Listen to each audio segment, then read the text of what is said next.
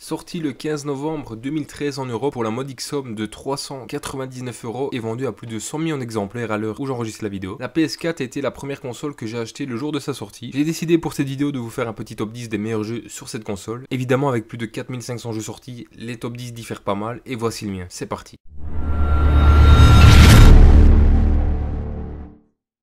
On commence fort avec The Last Guardian, jeu d'aventure où vous incarnez un jeune garçon qui, dans des ruines anciennes, découvre un animal fabuleux. Le jeu se concentre sur les relations entre la créature et le garçon qui évolueront en fonction des actions et attention de ces derniers pour se transformer en véritable amitié. Véritable coup de cœur lors de sa sortie, The Last Guardian a marqué beaucoup d'esprits. Il est difficile pour moi de décrire l'émotion, la joie et l'émerveillement créés par ce jeu. Trico, qui est la bête du jeu, est réellement attachant et la complicité qui se crée entre les deux personnages est vraiment touchante. L'IA et la caméra ont été très critiquées à l'époque et j'ai souvent été très frustré par un Trico qui n'obéissait vraiment pas. Trico est un animal têtu dans le jeu et ses bugs en font de lui un être encore plus réel. 10e place pour The Last Guardian.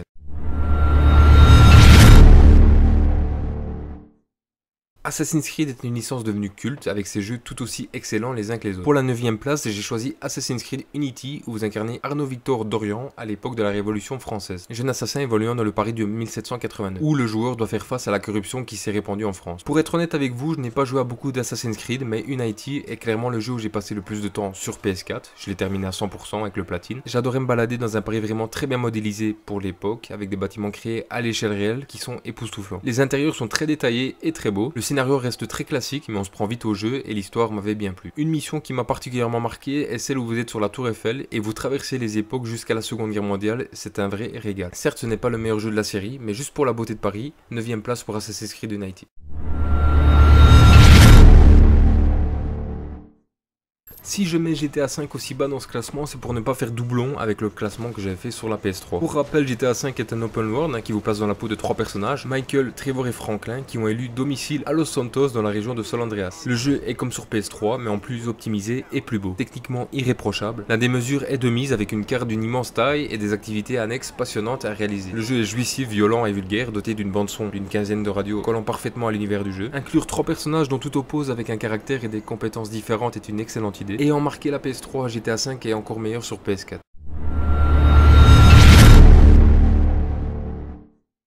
Ghost of Tsushima est le dernier jeu sorti de Stop. Le jeu prend place au Japon féodal durant l'époque de Kamakura et s'appuie sur des événements historiques tels que l'invasion ratée des Mongols au Japon. Le jeu propose un monde étant totalement ouvert, le joueur pourra s'y balader afin de découvrir ce pays d'antan. Lors de sa sortie, j'étais sceptique et peu emballé lors de différentes annonces du jeu, pour au final constater que ce jeu est une belle réussite. Il réussit à se démarquer par son ambiance et un rythme qui lui est propre. Quel dépaysement, les paysages sont magnifiques, les combats sont jouissifs et non bourrins. Si vous êtes intéressé par le Japon féodal, ce jeu est vraiment fait pour vous.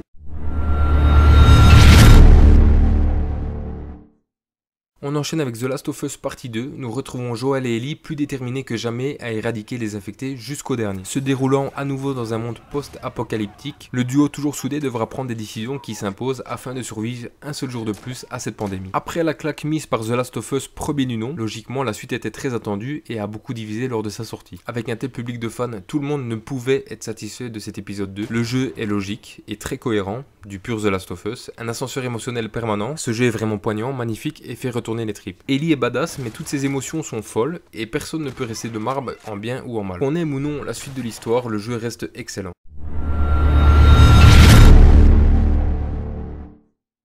The Witcher 3 Wild Hunt est un action RPG se déroulant dans un monde ouvert. 3e épisode de la série du même nom et inspiré des livres polonais d'Andrzej Sapkowski qui relate la fin de l'histoire de Geralt de Rive. Étant un gamer à mon temps perdu, je dois dire que je ne m'attendais pas à prendre une claque aussi grosse, aussi rapidement sur cette génération de consoles. Ayant à peine effleuré le 2e opus et jamais touché le premier, cela ne m'a pas empêché de tomber tout simplement amoureux de ce 3e opus des aventures de Geralt de Rift au point de vouloir commencer à lire les bouquins de l'univers, qui m'a happé pour sa cohérence globale et sa qualité d'écriture. Très inventif, palpitant et à aucun moment ennuyeux, ce 3e opus atteint les sommets du jeu vidéo. Metal Gear Solid 5 The Phantom Pain nous permet de retrouver Big Boss qui va devoir séjourner quelques temps en Afghanistan et en Afrique pour mener à bien la mission qui lui est confiée. Alors pour être honnête avec vous, je suis pas un fan inconditionnel de Metal Gear Solid mais j'apprécie beaucoup la licence. Il est clairement le meilleur jeu de 2015 avec une durée de vie conséquente et 150 missions annexes. Le jeu est magnifique graphiquement, la jouabilité est très bien et les personnages super bons. Petite déception pour le méchant du jeu, Skullface, terriblement charismatique mais dont les motivations ne sont pas toutes expliquées ou alors de manière très floue. Malgré quelques imperfections mineures, ce jeu reste un excellent jeu d'infiltration et un très bon Metal Gear Solid, 4e place.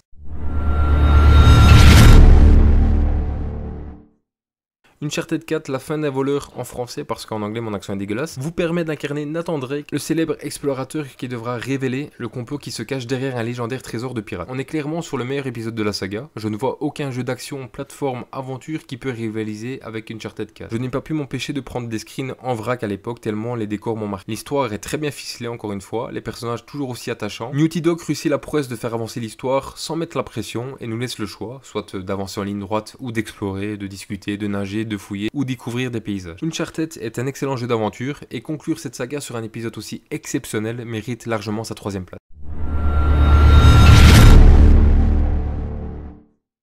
On arrive à la 2e place avec God of War, où vous incarnez encore et toujours Kratos qui évoluera dans un monde aux inspirations nordiques, très forestier et montagneux. Un enfant vous accompagnera dans vos aventures et vous apprendra des actions du joueur et même de pouvoir gagner de l'expérience. Il s'agit d'une claque intersidérale en termes de mise en scène, d'interprétation, de moments d'autologie vidéoludique. Si j'aime autant God of War, c'est pour ses combats parce que c'est vraiment jouissif, c'est le seul mot qui me vient immédiatement à l'esprit. La difficulté du jeu par moments extrêmement relevée, où on peut quand même prendre du plaisir avec beaucoup de frustration, ce qui fait le charme du jeu. Je suis un peu moins fan de la relation Kratos-Atreus qui est trop caricaturale et certains dialogues sont inutiles et parfois vides. Hormis ces points noirs, le jeu s'avère démentiel, 2e place.